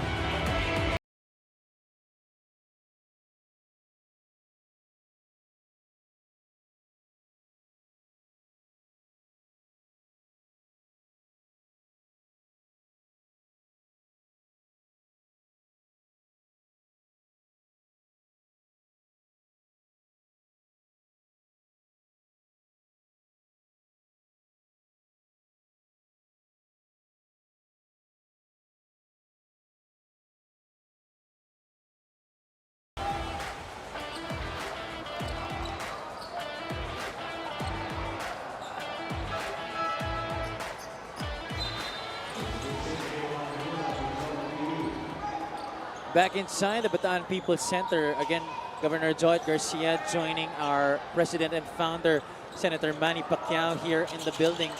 Among the many VIPs watching this game between the Bataan Risers and the Gensan Warriors. The final game of our Monday triple header dito sa MPBL. It's stolen by Sazon. The counter steal by Junicio. Both men are down on the floor. Cruz leaves it for Heruta, and Heruta would like to use more time. Tolentino goes for the 3. That's an early shot. Ill-advised attempt there by Kyle Tolentino. What a sequence right there. I mean, all the while you thought the Risers had control. They lost the ball. Eventually, Gensan gets it. And they hoist up a quick 3. Everybody's on the edge of their seats here inside the venue. Can the Risers score here? Crucial possession para sa kanila. Capulong against Larry Rodriguez. No help coming. He forces up the shot. Nice one-on-one coverage there coming from Larry Rodriguez. And that time around, Gensan did not offer any help. They trusted that solo coverage defensively against Capulong. We're now in the final 2 minutes of this one. Heruta gets the step on Kani. Short on the lay-in. Darang pushing it. Robbie Darang goes right and finishes the deuce! Robbie Darang getting the Risers to within 3 points. Robbie Darang literally burned rubber right there. Heruta was driving. They get that deflection, secure the defensive board, and Robbie Darang was off to the races and a strong finish. Nothing Mark Cruz or even Larry Rodriguez could have done there. Robbie Darang was decided, he was intentional, and he got those 2 points. Gensan only up by 3 points here, Coach. This is still a lot of time to play. Ang dami pang pwede mangyari. 71-68 is the score. We'll stay on air, Coach. Robbie Darang carrying the fight here in the 4th quarter. Yeah, and clearly nobody has ever stopped that downhill with a lot of momentum speed by Robbie Darang. Let's listen in to Coach Augie Kumantay. Kumain ka! Robby! Pipin down sa easy, Kapulong. Kunin yung bola, babagsak tayo sa ice. Coach, hindi Kapulong dadalhin. Well, first he's gotta get a defensive stop. So that's exactly what was communicated in their huddle. They need a stop, but they already drew up what could be their next offensive play. And again, first things first, Bataan needs a stop. This is a two-step approach. Get a stop. Mark Cruz hands it off to Aaron Heruta. Heruta on to Junicio. Junicio to the cutting Larry Rodriguez. He wasn't ready for the pass. Darang will push it. Darang goes to the corner. Bringas pulls it back out. They're supposed to get a pin down for Robbie Darang. We'll see if that happens. Cani takes matters into his own hands. Hubert Cani doesn't get the roll on the shot. Kapulong off the glass. Wala rin. 2 opportunities for the Risers there. And there's a foul on Carl Bringas that will send Larry Rodriguez to the free throw line. But Hubert Cani had the thing in mind. He had that lane open. I feel that was the right decision for him. They tried to veer away from that pin down that was supposed to happen for Robbie Darang. But, you know, they really just can't stick that putback. Rodriguez having a little trouble with his eye. I think tatamaan yun eh. Yeah. If he's wearing contact lens, I think natanggal ba? Not so sure. But this is still a lot of time. This is just a 1-possession game with 62 seconds left. And both teams are penalty. We could be back and forth taking free throws here. And both teams haven't really been doing good from the charity stripe in this game. Papasok dito si Eloy Tan to take the free throws for Larry Rodriguez. Tonton Bringas will come in para kay Mark Cruz. This is for rebounding purposes. Cold off the bench.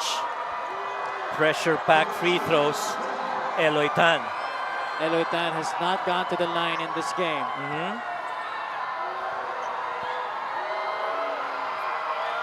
Lots of boos here inside the Bataan People's Center. Eloy Tan silences the crowd. How about the trust of Coach Elvis Tolentino and Eloy Tan? I need points of the free throw. I'm gonna get that from Eloy. Matagal niya na naging player to. Right. From his time in Marikina to now. Gensan, 12 out of 22 from the charity stripe. 12 out of 23 now. A spin for Eloy Tan. The ball is in the hands of Robbie Darang. Hubert Cani was free on the left corner. Darang still has it.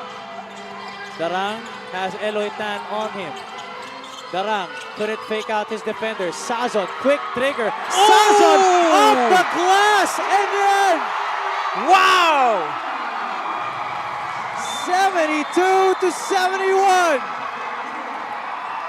And he rose up with a lot of confidence. I mean, I thought they were doing a good job defending against Robbie Darang. They never left him, stuck with him. But again, this little show by Yves Sazon, enough arc, enough kiss of the glass. That's our assist of the game, brought to you by 1xBet.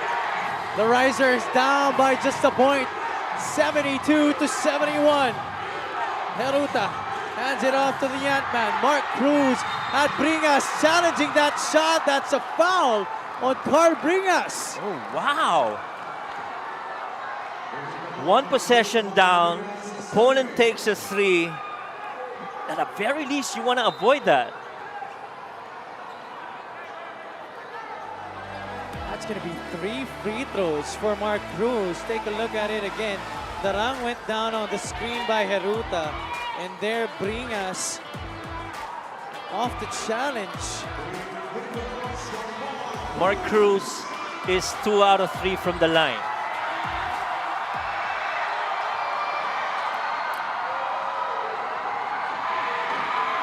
Cruz missing on the first. That door still open.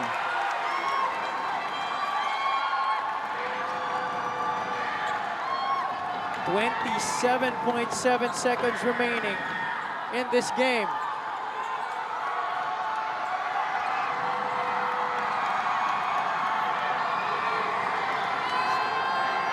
Two more free throws for Mark Cruz. 11 points, 5 assists in this game. Cruz missing on the second free throw. Oh my!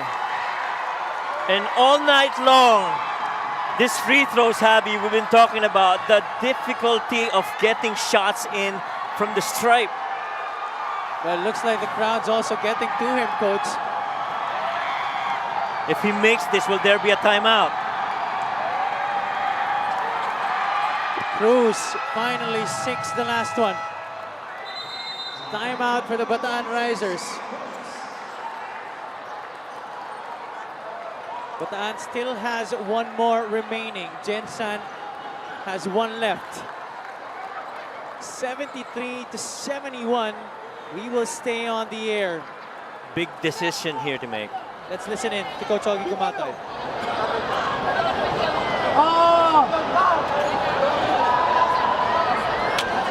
Ibes! Kapulong! Wait. Bringas! Ibes! Kani! Okay, Kapulong, okay? Ibes! Maxine kay Bringas, out! Okay, Kani! Spin kay Kapulong, baka open. Ha? Pag wala, Kani, out! Sino nandito kanina? Ha? Ibes, kuha ng bola! Backdoor! Sino to? Backdoor, Rabi! Hand off natin kay Kani. Corner, ha? Yung din natin, hindi ko. Rabi! Kani! Kapulong! Hearn! Hearn, Ibes! Screen! Backpick, wala! Screen, diba? Labas! Backdoor! Go!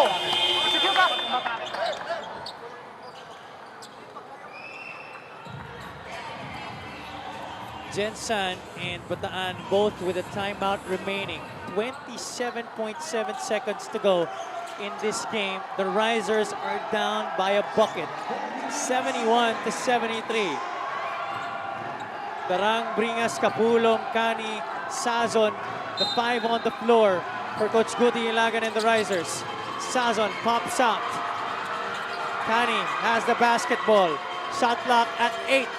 Kapulong sets the screen. Kani goes for the three. Kani misses. Sazon almost got the offensive rebound. Now they have to foul. You got a foul now. Bringas forward to Jonicio. 6 seconds left. Liu scores. 75 to 71. Boy, they didn't go to the foul. Guys are having difficulty making free throws, and nobody fouled. Wow. Exactly. That is exactly what has been puzzling me. Kani missing on that three-point shot. Tolentino gets the rebound. 3 guys holding the basketball there for the Gensan Warriors. Actually, no, all 5 guys holding that basketball for Gensan. Nobody from Bataan thought of fouling. Yeah, and you know what? Out of all the players who've gone to the line multiple times,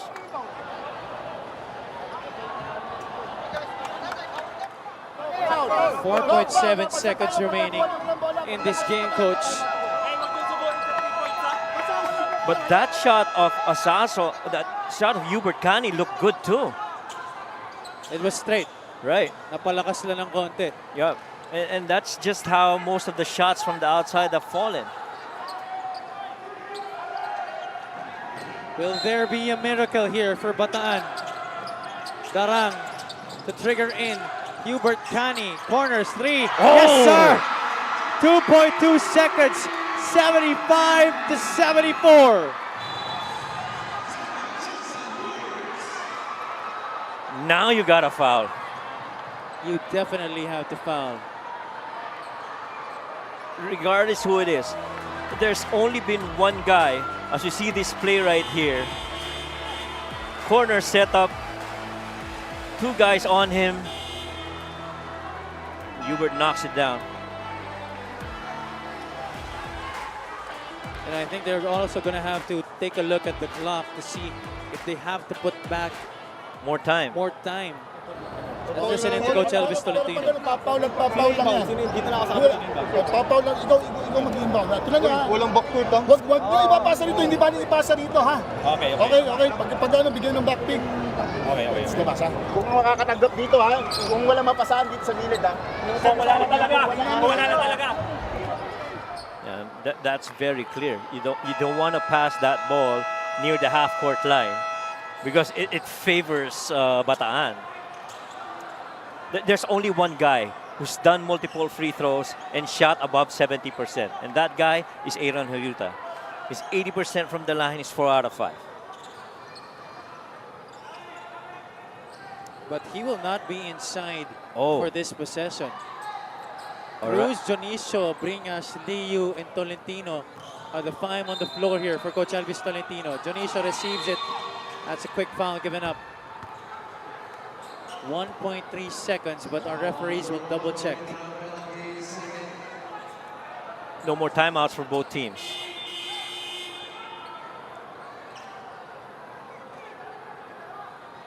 They're gonna want to look at the clock again, I guess. Jonicio will be tested at the charity stripe. Jamil Gabawan will check in para dito sa Bataan. Marwin hasn't gone to the line yet. 75-74.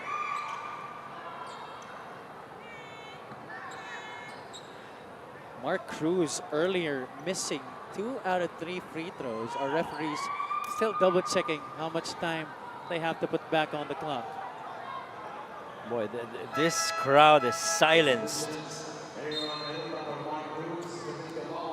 Imagine if Hubert Cani was able to knock down that first 3-point shot. That's right.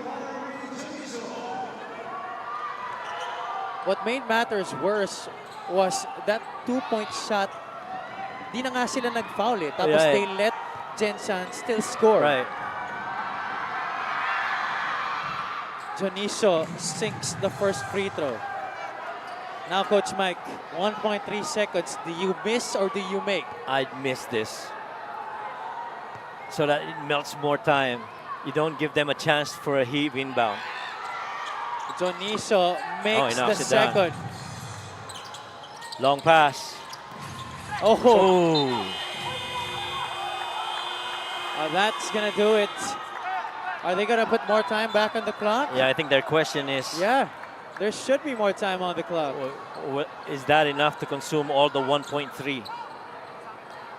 I think there should be time back on the clock. And if that's last touched by Gensan, it should be a baseline out of bounds.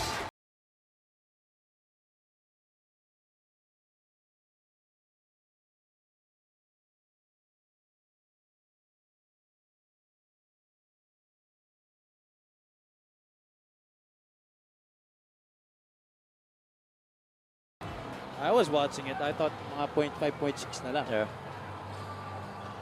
Our referees will be the last say, but definitely there still should be There should be time on left the on the clock, right? This is far from over. Oh man. Official time remaining in the fourth quarter is 0.6 of a second. There you go. 0.6, all right. 0.6 of a second remaining in this game. Still enough time to get off a shot. Where is that shot coming from? Darang to inbound. Kapulong. Oh, not quite sure though that was the right pass, Right. considering they needed a 3-point That's shot. right. And they were trying to fish for an end one, and I don't think they're gonna give up a foul that close. Spirited comeback by the Bataan Risers, but the Gensan Warriors finishing the job here, playing on the road against the Bataan Risers. Right. They beat them in the 2 quarters, scoring 16 and 19, 14 each for